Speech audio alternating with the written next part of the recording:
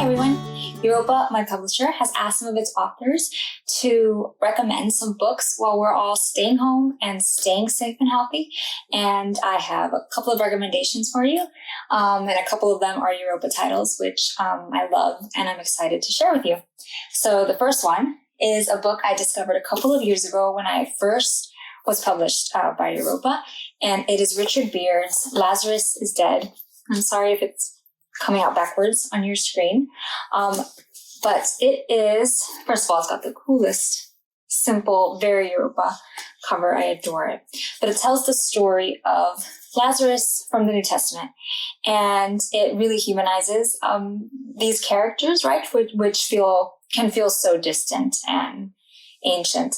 Lazarus starts to realize that he is being afflicted and it is for someone else's use, basically a divine affliction, and he resents it.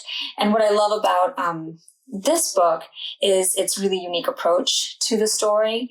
There is another voice that cuts in, which is kind of like a historian trying to explain what's going on. But I think it also resonates with some of the things that we are dealing with right now, right? Which is questions of health and disease and how do we behave as a community in the face of those things. And anyway, it's a beautiful book. I recommend it to all my friends, and I'm going to definitely be rereading it soon.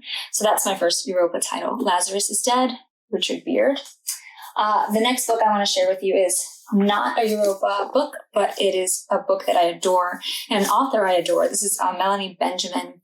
She's a writer of historical fiction. And this book, The Swans of Fifth Avenue, tells the story of Truman Capote and his group of socialite friends, the Swans. Again, this is a novel that is told in multiple voices, including Truman's and some of the Swans.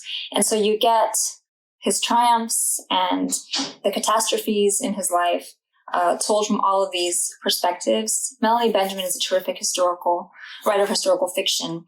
And her first book, Alice, I Have Been, is another favorite, and that one is about it's the true story, or the fictionalized true story of the real life Alice from Alice in Wonderland, and that relationship with the author. But The Swans of Fifth Avenue, structurally beautiful book, multiple voices. They're all so unique, moving, compelling. She's a terrific writer, so one to read. Short stories. This is Edwige Danticat's latest, Everything Inside, and she's won a couple of big prizes this year for this collection. One of my favorite books of all time, and I'd show it to you, except it's at my office at work at the University of Miami, and campus is shut down, so I cannot go back to my office and get some of my very favorite books. But her first short story collection, Crick Crack, is one of my favorite books, hands down. But this one is also brilliant.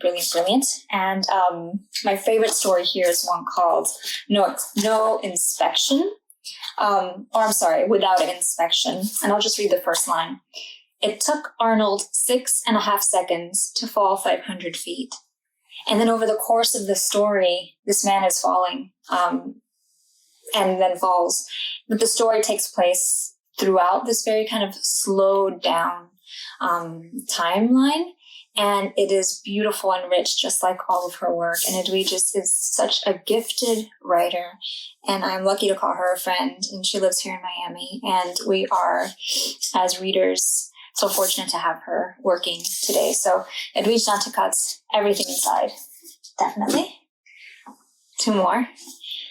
If you are thinking, well, I'm going to be stuck at home for a long time, and maybe what I would like is a series, this is one of my favorite series, and it's Alan Bradley's mysteries. The Sweetness at the Bottom of the Pie is the first one. They're cozy mysteries, and that's not everyone's cup of tea. Definitely it's mine. So there are murders, but they are cozy murders. And this is no exception. The hero of the Alan Bradley books is Flavia DeLuce of the DeLuces, and she is a child. She is 11, I think, when the series opens, and she is completely gifted and a little bit bonkers, and she lives in a dilapidated mansion just after World War II in England, and of course a little village called Bishop's Lacey. And it's, of course, she is precocious and a chemist, and so she knows all about poisons. And I love her. I would die for Flavia de Luce. And there are, I think, 8, 9 books in the series at this point, and they all are this terrific size and shape. They're Delacorte books. Anyway, and they're all like this. Love, love, love them. You can see how kind of worn it is. And so if you're looking for something cozy and that'll take you through in the long term, the Alan Bradley books. And then my last book is one that I haven't read yet, but is on my to read list in the next 2 weeks. Whenever I teach a graduate level course, I try to sneak in at least one book that I have not yet read. It's one way of keeping me from reading the same books over and over again, which sometimes faculty kind of get stuck doing that. And when I heard about this book, I said this has to be in my class list. And it is a Europa book. It is Shukafa Azar's The Enlightenment of the Green Gage Tree, set in Iran. And it has all of these Iranian myths in it. And I have not yet started it. This is my gift to myself this semester, the brand new book to read. But my students were so keen when they saw this on the list. And they're all very excited about this one too. Azar has been nominated for the Booker Prize, I believe. And I'm wishing her all the luck in the world, and Europa all the luck in the world. Go Team Europa. And I can't wait to dig into this one. So I hope that my recommendations are helpful to you. And even if none of those appeal, get yourself a book, shop at an indie. Most of them are shipping things online for free to get you to buy books and keep them going in this really difficult time. So readers and writers, we're all in this together. Stay safe, everyone. Stay healthy, and I will see you soon.